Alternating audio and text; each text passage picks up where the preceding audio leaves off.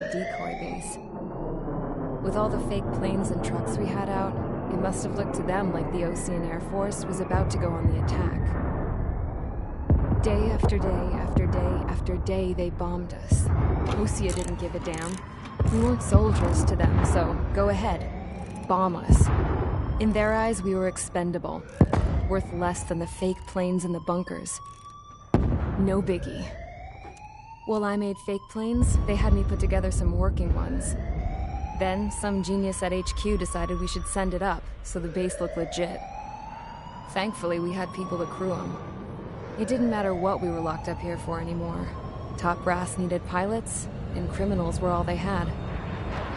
A crook, a gambler, an anarchist. Just your typical lowlifes. They threw each one of them in a cockpit and sent them up to intercept the enemy's planes. But in the end, it was all just for show. So, up they went, day after day after day. Today they tossed someone new into the mix. Wonder what he did to get sent here. My dad died flying for the Ocean Air Force. When your allies are surrounded, one of the most dangerous missions is giving them cover to retreat. Whoever signed up for that was a real hero. But even more dangerous than that was being the one who had to cover the rear guard's retreat. That was my dad's job, and one time, he called it off. Said it was too late for him. Said anyone else would have done the same. I found that out from a war buddy of his when he came to tell me how my dad died. The next time a retreat happened, my dad volunteered to be in the rear guard. Dumbass. He died all right. No one came to help. The news nearly broke me. Of all the ways to get killed, that's gotta be the most pathetic one ever. Am I right? There's a rumor going around about another inmate. A guy they brought here a little while ago. Get this, Talk in the cell block says he was sent here because he killed Harling, the president of Osea during the last war, remember? He's the one that sent my dad on that suicide mission. He's the reason I had to go live with my grandpa, and why me and Gramps started building a supersonic jet. He's the reason I ended up here. Maybe I should give that guy a thank you note for killing him. Nah. God, I hate the smell of this place. It's all fake and lies and bullshit. It reeks.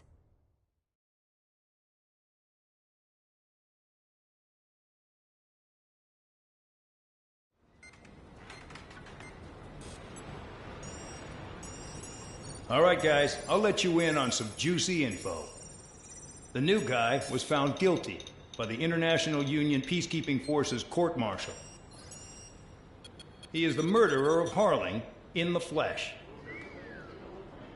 His tack name's Trigger. Now, as of today, he may be attached to the Ocean Air Force Base 444th Squadron. But that is just some symbolic bullshit. It doesn't really matter if he's Harling's murderer or not. Every last one of you has been incarcerated for one reason or another. You cons have an obligation to atone for your crimes. A few of you in the penal unit know how to fly, and HQ needs to plug the deficit in our Air Force. So they proposed sending you guys on a reconnaissance mission to the Waiapolo Mountains. But that idea was flat out rejected. Nope. You'll be atoning for your crimes right here at this base. This base is a decoy designed to draw enemy fire. And as members of this base, you'll be taking hits from the enemy. This will allow our forces to safely prepare a counterattack. Incoming! Switch off that alarm. It's just the usual. I thought Zapland was supposed to be an isolated area. Okay, I'm gonna need a few aircraft to scramble. Again?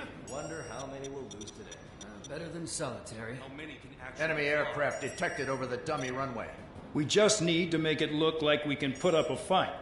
Some of those piles of junk can at least take off. Let's get the guiltiest cons in the sky first. We'll start with Harling's murderer. We don't expect you to down any bombers. But what we do want is to make them think that we've got an active base here.